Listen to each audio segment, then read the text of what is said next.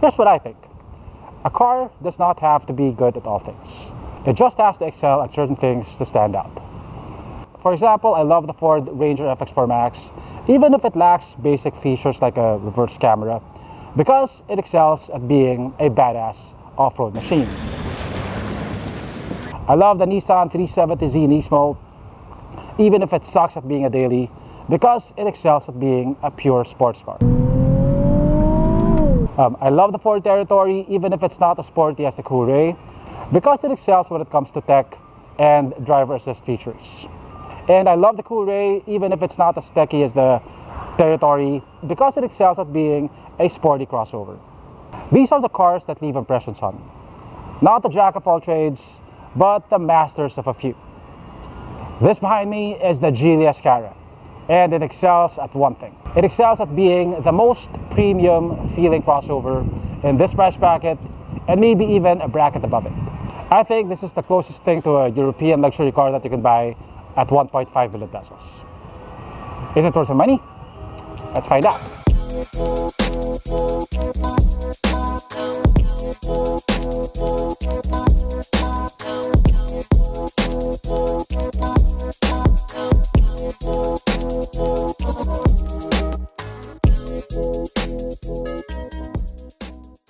I think the Azkarra has a subtle elegance to it. It's not quite as loud as the Coolray, not as quiet as the Okavango. It's a pretty good middle ground. If the Coolray looks like it appeals to the millennial, this looks like it appeals to the executive. It doesn't look like a copy of anything, but you can tell that it's European inspired. I see a bit of Volvo DNA here. So at the front you get these intricate looking LED headlamps. You get these crystal looking elements inside the lens.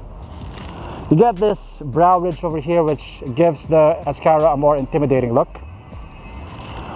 The expanding Cosmos grille is finished in gloss black with chrome accents. And you get this strong jawline via this aggressive lip. So if you ignore this bold lettering for a while, you'll see that it has upswept lines like on the Geely Coolray, but they're not as swoopy. These are mostly straight. It comes with 18-inch wheels wrapped in 225/60 GT tires.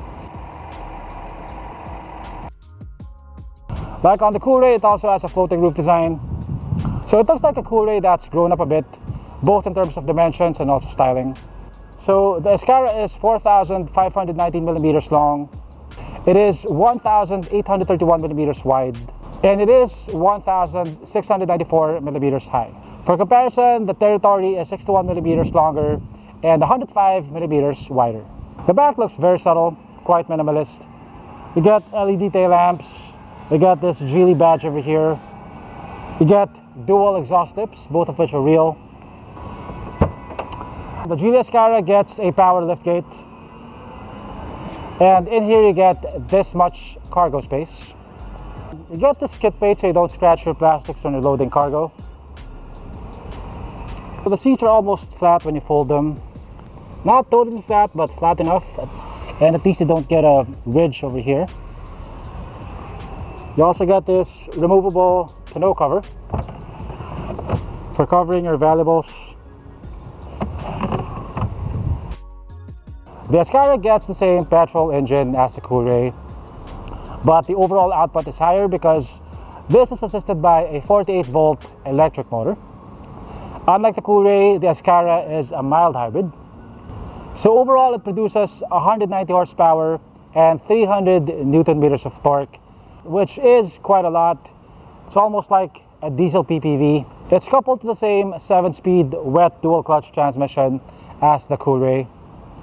Also, unlike the Coolray, this is an all-wheel drive platform.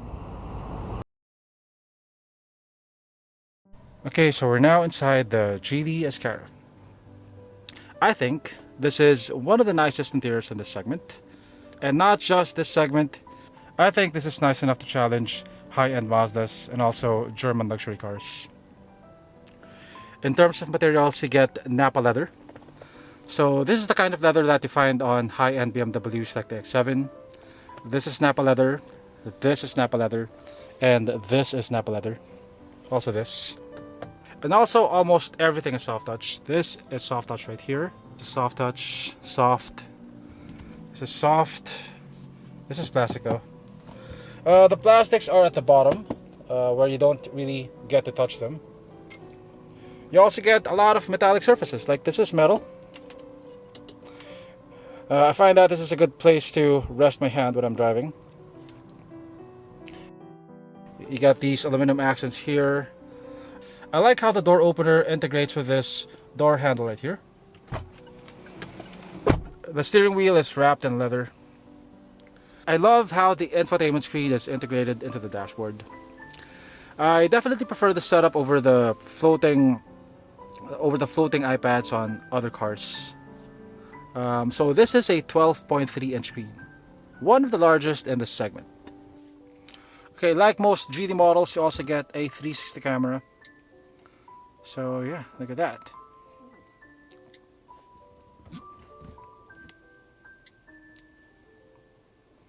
Yeah, it's like you're playing a video game.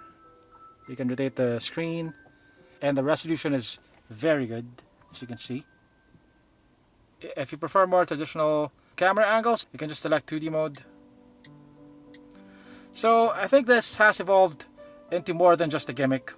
I find this really helpful when I'm in tight parking spots, and also when there are small obstacles that you want to avoid, like rocks or maybe small animals.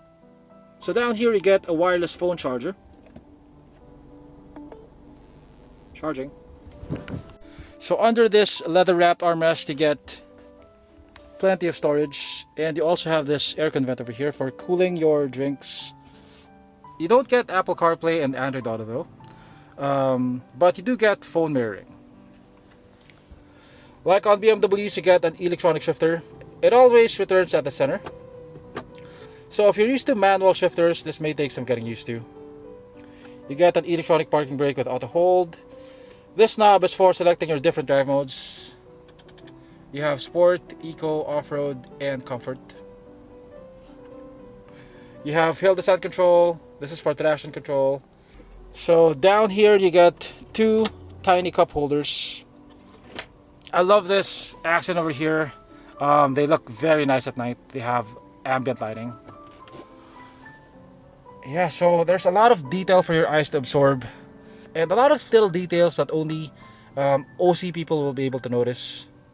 For example, if you mute or unmute the music, it doesn't abruptly cut the audio. It gradually fades and it gradually turns on. Also, like a lot of European cars like BMWs, the lights don't abruptly turn on. They're gradual. They gradually bathe the interior in white light. And also, like I said, it has power seats. And as you can see over here, even the seat controls and this part right here have aluminum accents. Now this is something that you don't get to see, so yeah, that's attention to detail. This is something that people rarely pay attention to, but Geely decided to splurge on the window controls.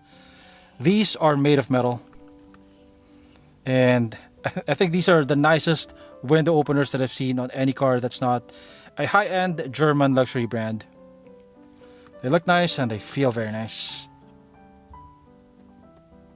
And also, like BMWs, it's dampened. See? Everything's dampened. Everything is dampened. Nothing here feels clunky and nothing feels cheap. Now, if I had to nitpick, I just have a few minor things. Like the fuel gauge only has 8 bars. So if you're at half tank, you have 4 bars. And then if you go down by 1 bar, you're already at 1/3. So I wish it had more discrete steps, or I wish it had an analog looking fuel gauge. Another thing is the 360 camera, because it's way under here. And it's a little tricky to put your phone there. And also you can't see your phone while it's in there. So if you have to use weights, you'll have to put your phone here. Yeah, those are minor things. I mean, of course it would be nice if it had adaptive cruise and dual zone climate control. But I think this interior and also the Azkarra's other features more than make up for that. Here at the back seat, you get plenty of legroom. You get 2 air vents and 2 USB ports. And you got some storage down here.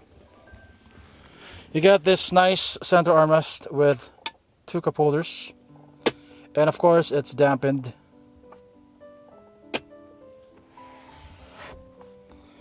The center tunnel is not that high, so if you were to sit here at the center, it's not too uncomfortable. And this is the best place to appreciate the panoramic sunroof. It extends all the way to the back of my head, and if I look up, I see nothing but sky. You get the same materials here as the front. You get this metallic door handle. This is soft touch. This is leather wrapped. So one thing though is that the second row seats cannot be reclined. Headroom is pretty good. I have about, that's a lot of headroom. That's about 5 or 6 inches of headroom.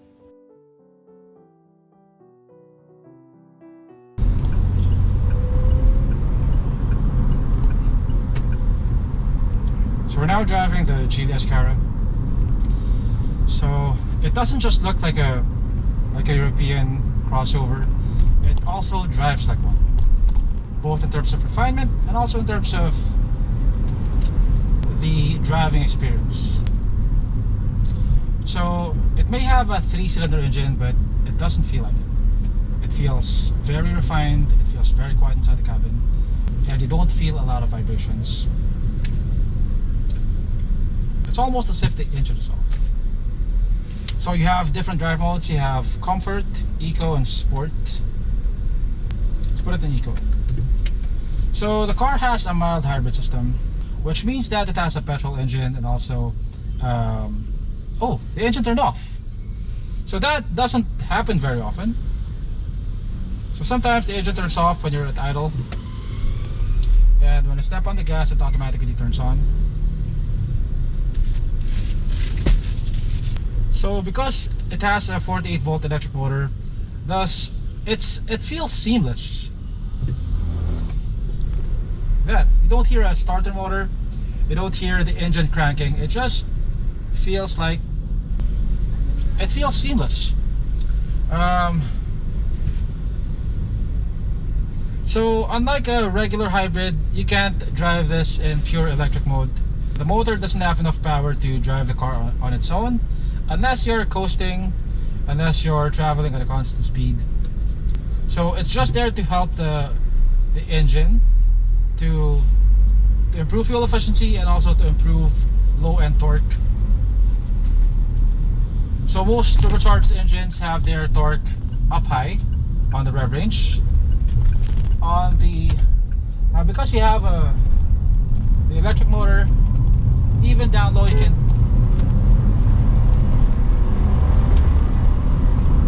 It is a fast crossover, man.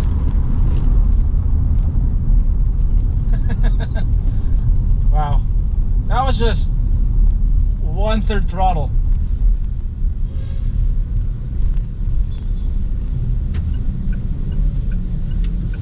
And we're now in NASA traffic again.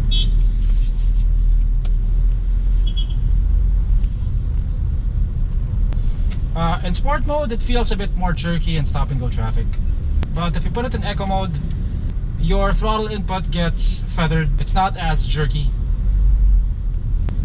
The steering is very light. It has electronically assisted steering, like all Geelys. So in terms of fuel efficiency, I get about 9 kpl in the city.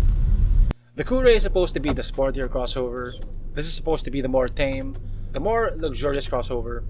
But I think it feels quite sporty as well. The steering ratio is relatively quick. Body roll is very well managed, and it handles corners relatively well. And because it's all-wheel drive, you do feel a bit of push from the rear end, which feels very nice when you step on the gas in sharp turns. There's a subtle hint of power oversteer. That's something that you don't get in a lot of crossovers in this price bracket, because most crossovers in this price bracket are front-wheel drive. Except for the Vitara, which I haven't driven yet.